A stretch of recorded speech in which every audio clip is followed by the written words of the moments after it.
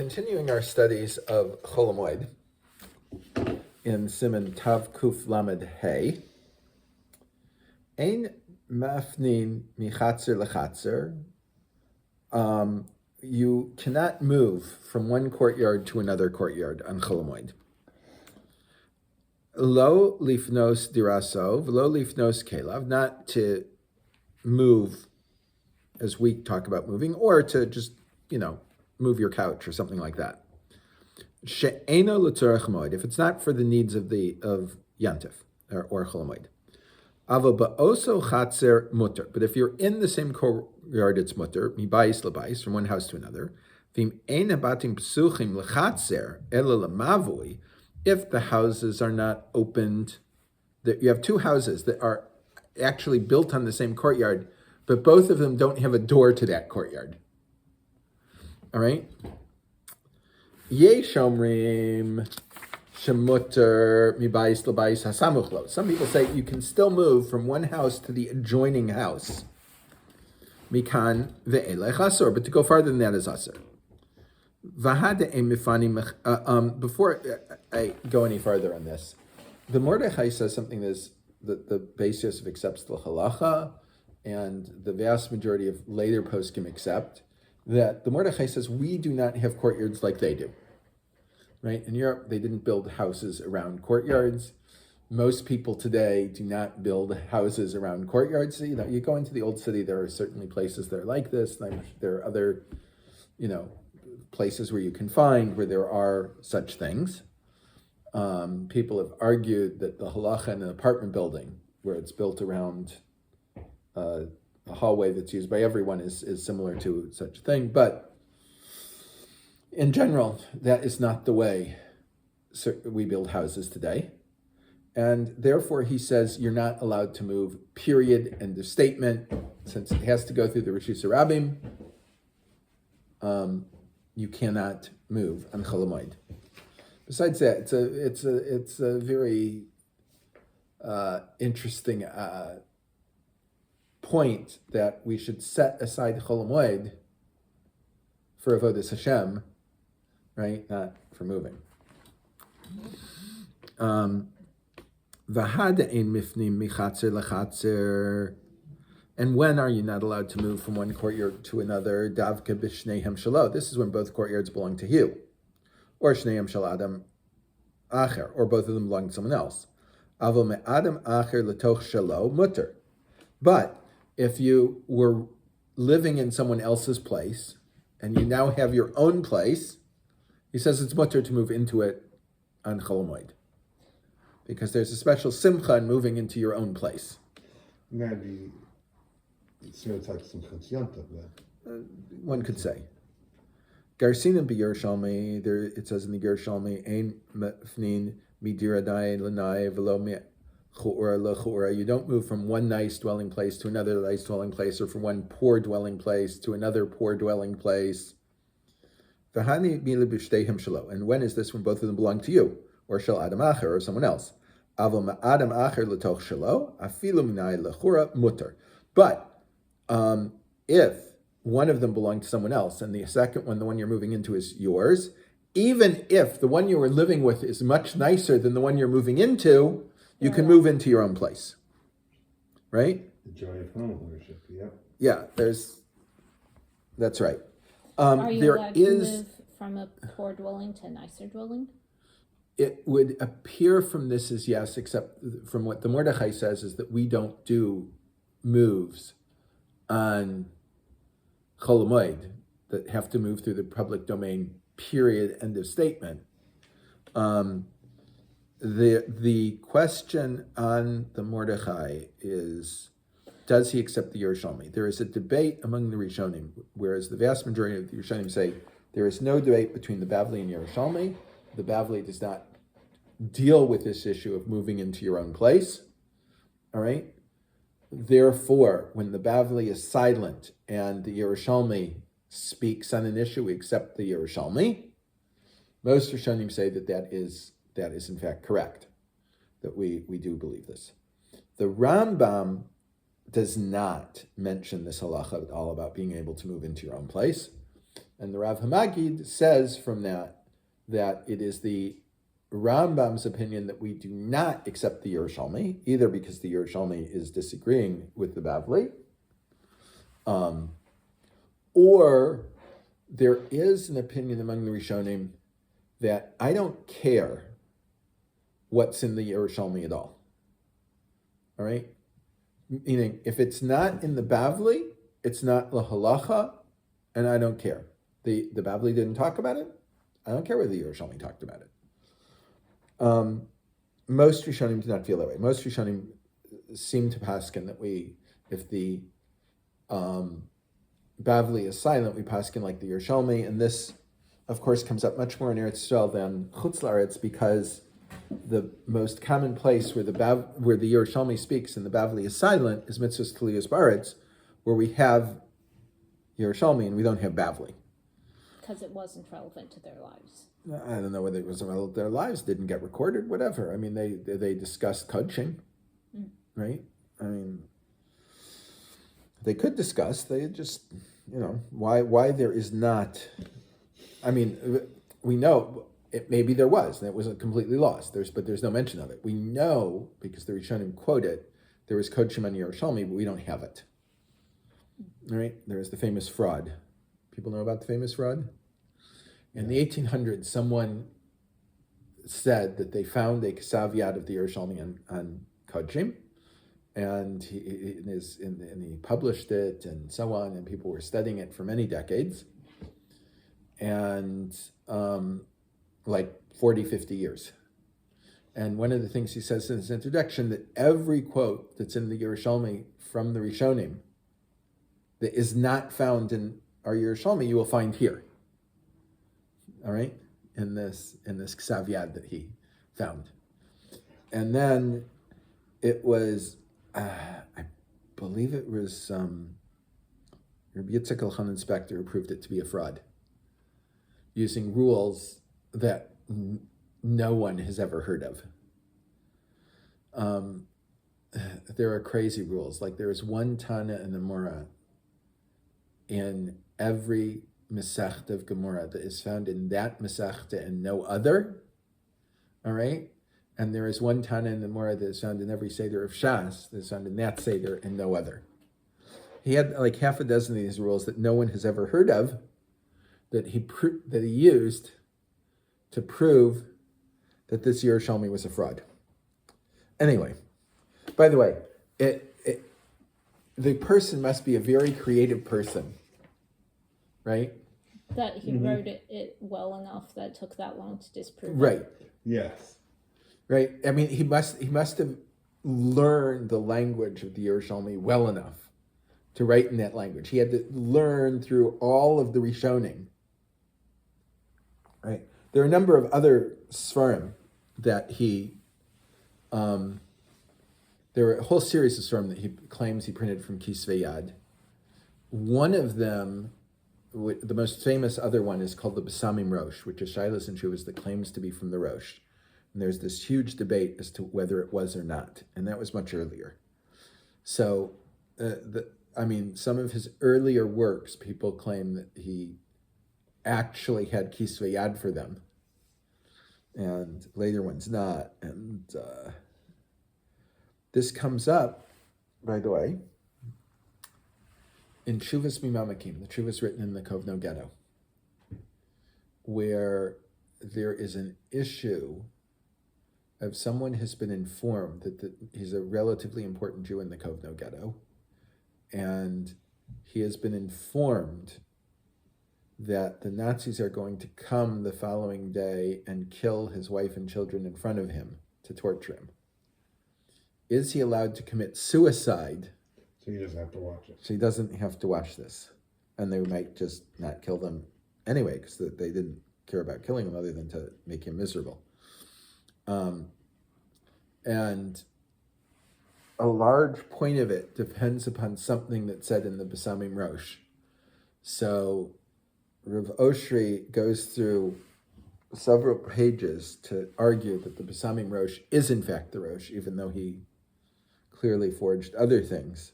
But the Besamim Rosh is the Rosh, and that therefore we can rely on his Pesach that aids him. I will say one other thing about that tshuva.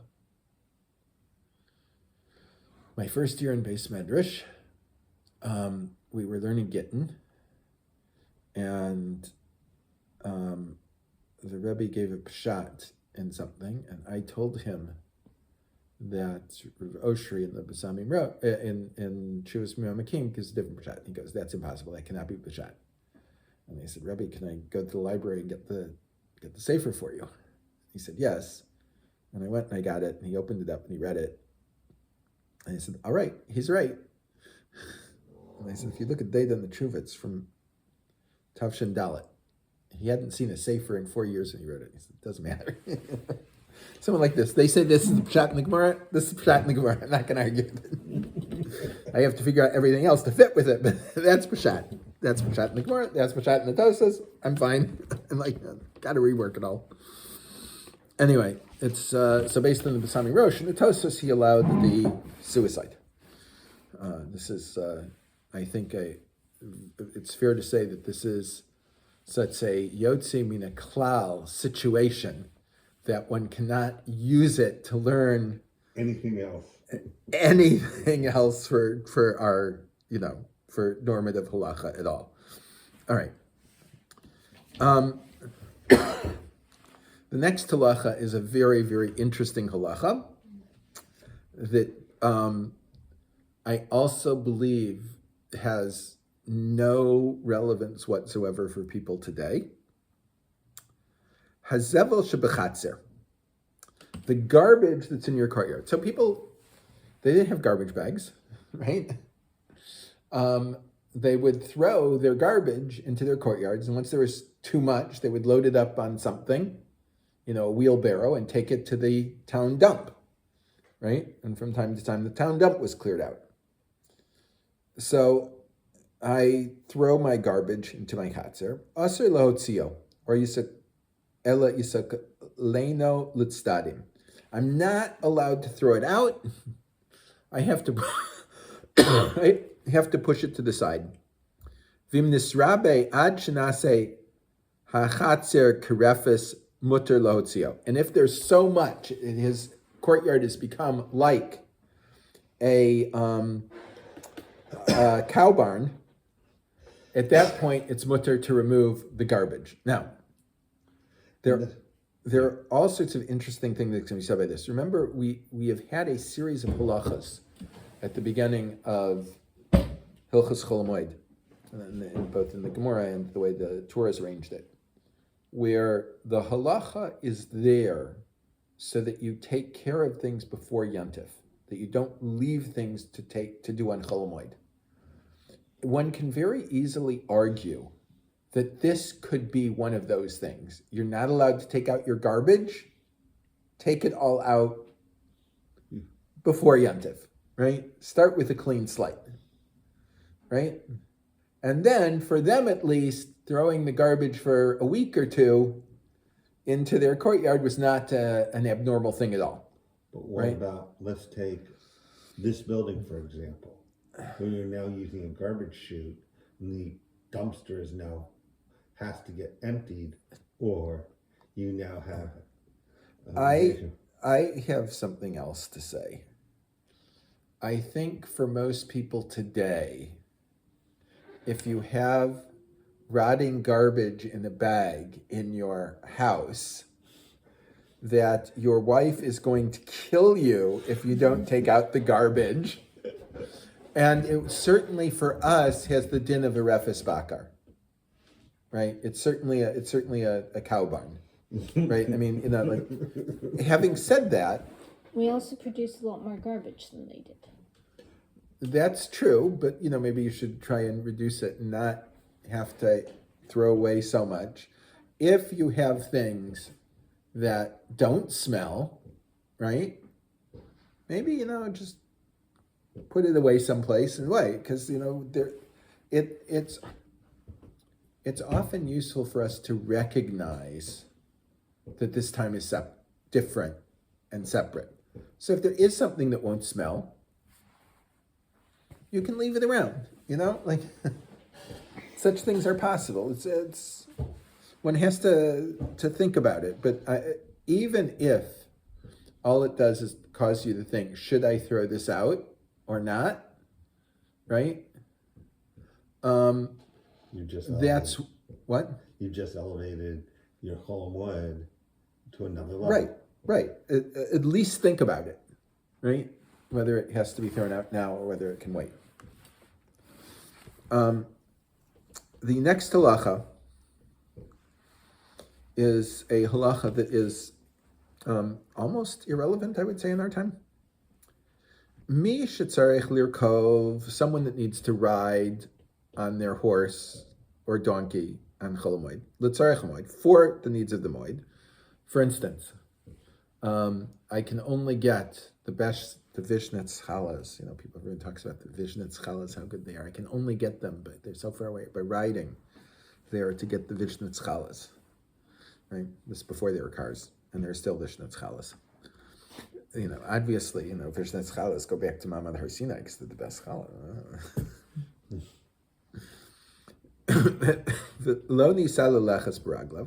It's too far for him to walk on by foot. Yachol litol tzipurne hasus. He can trim the horse's hooves. L'takein barzalav, and to fix the horseshoes. Ve'ukaf, and the saddle. Ve'aresan, v'kol tzarkei arichiva, and the bridle and everything you need to ride with. Right, the stirrups aren't the right lengths. You can adjust them. Ubevad shelo yikavein melachto b'moed. As long as you didn't plan to do it on Chol HaMoed. Meaning, if I knew before Chol HaMoed that I had to do these things, right?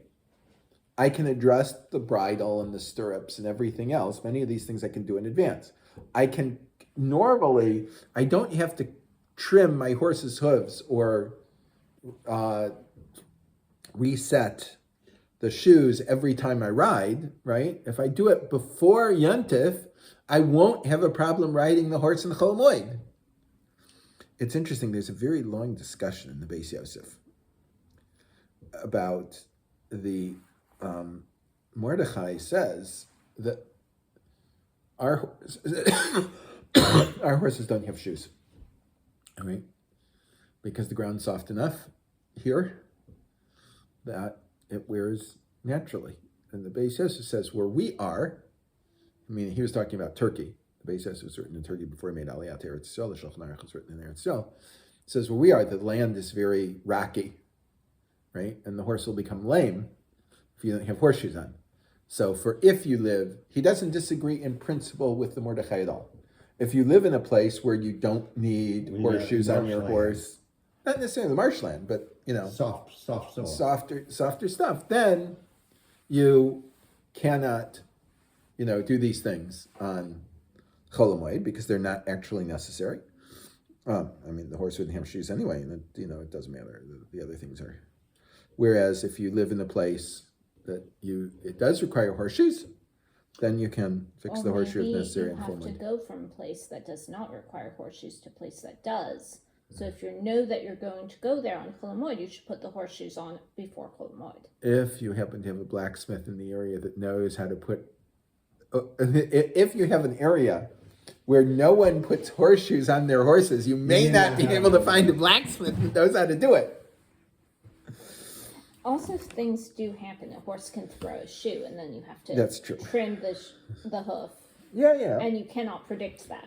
Yes, that everyone would say that you can do. But the Beis Yosef is clearly saying, the tourist here is saying, anything that you can predict you're going to have to do, you should do in advance.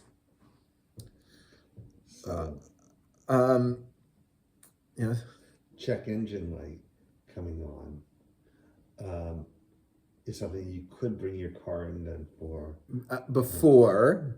And if you don't, so take a bus or don't travel on the Chol HaMoed. You're not allowed to be set it up so you're doing something on Chol HaMoed. I'm saying check engine light comes on Chol HaMoed. Oh, on Chol HaMoed. You know what? Usually those things are so early you can still take care of it afterwards. They're warnings that things are going off, not necessarily that this instant you have to check a thing. All right. And they have many cars tell you when you have to change your oil. Yeah. You don't have to change it now. If you change it next week, it'll be just fine. Yes. All right. Mutar laharkiz dam habehema. You're allowed to draw blood. You know, they used to believe in bleeding peoples and the animals and so on when they're sick. Mhm. You can do this to your animal. Vein money meaning kol refuah, and you don't refrain from any type of medicine. Vein marvi'in osa, but you don't breed your animals on HaMoed either. All right.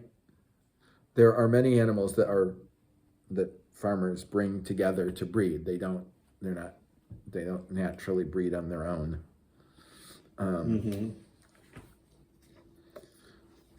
So anyway, the next part is something that I believe is another one of these things that's almost completely and totally irrelevant bismaneno. What about animals that suffer when they're in heat if they don't breed? I don't think you could let them out on their own, but I don't think we're allowed to actively breed them. Ein meshivim tarnagolas ala beitzim legadel efrochim. I'm not allowed to put the hen on the eggs to grow chicks, right? Hoshivu alehem kodem HaMoed. If I put the hen on the chicks, on the eggs before HaMoed, ubarcha, and it ran away, me'alehem. No, it doesn't have good maternal instincts. Yohola lachzira, I'm allowed to return it. V'hani mi litach shloshi yamim lebrichasa, and this is if it's within 3 days of the time it fled. Because if the eggs have not been sat on for 3 days, they're dead. They're dead. She'ein torach b'chazarata, because it's not the same tircha to return the hen that I've been having sitting on it as it is to put it there to begin with. V'yashva lehem shloshi yamim kodim shabarcha, and it sat on them for 3 days before it fled. Shekvar nifsadu abetsim, because after 3 days, the eggs are no longer usable as food. All right? Aval lo yashva alehem gimel yamim, but if it didn't sit on it for 3 days, the eggs are still usable as food. Remember, only when I suffer a loss am I allowed to do something on HaMoed. Is it for food or for hatching? If it hasn't sat on it for 3 consecutive days, you cannot put the hen on it to hatch it. It won't work. Right, but you said for food. I understand. Once the hen has sat on them for 3 days, they're no longer usable as food. They've started to turn into a chick. Okay. So therefore, you will lose the investment in turning this egg into a chick, and you will, if it was 2 days or 1 day, so I can cook it into an omelet. I see. On Pesach, I can make matzah brai. On Sukkot, I can make a cheese omelet, or with some lox in it, and onions and Patriot mushrooms and all sorts of things. I can make really fancy omelets on HaMoed Sukkot for Yentiv and so on. So, if it hasn't sat on 3 days, or afilu yash for shlosh yamim, v'yesh shlosh yamim shabarcha me'aleim, or if it sat for 3 days and it's been more than 3 days ago that it ran away, the eggs are useless. The eggs are useless. They're dead anyway. Nothing's going to happen to them. Ein machzirino, so you can't do it. Now, the reason why this is completely and totally useless bisbanenu is because when a hen is sitting on eggs, it ceases to lay any more eggs.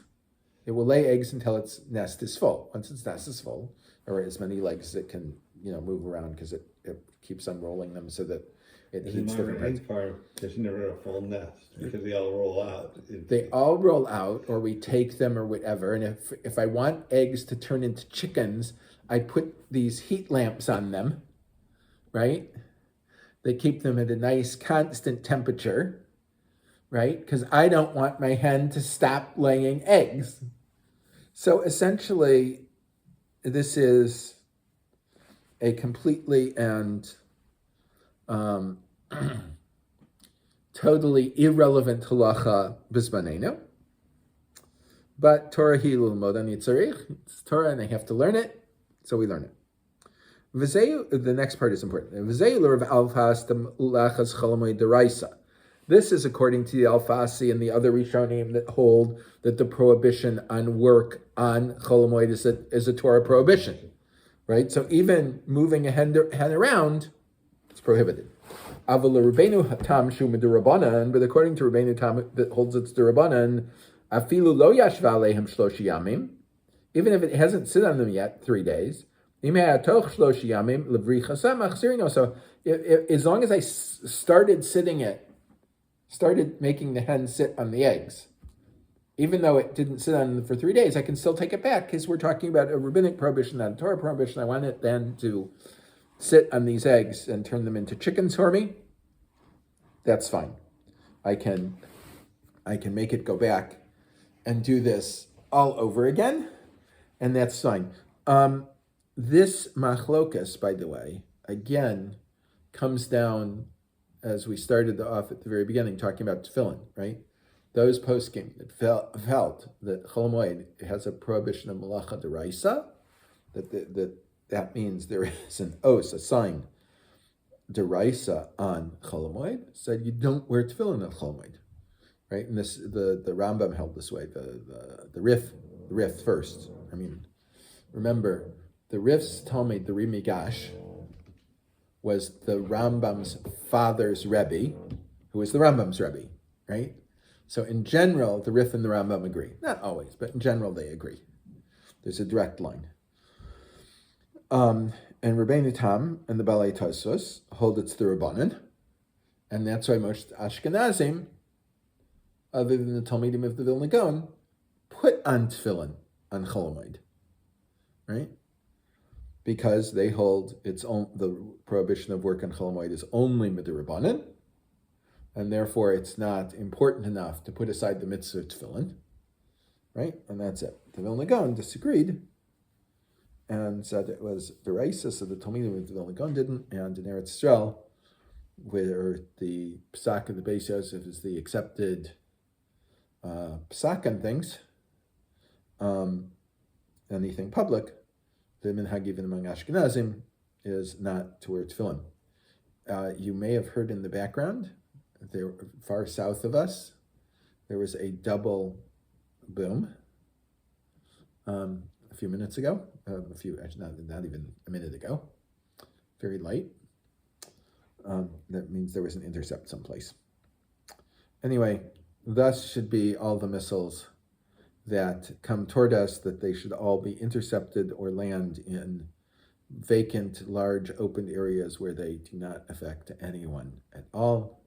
And everyone should have a wonderful day.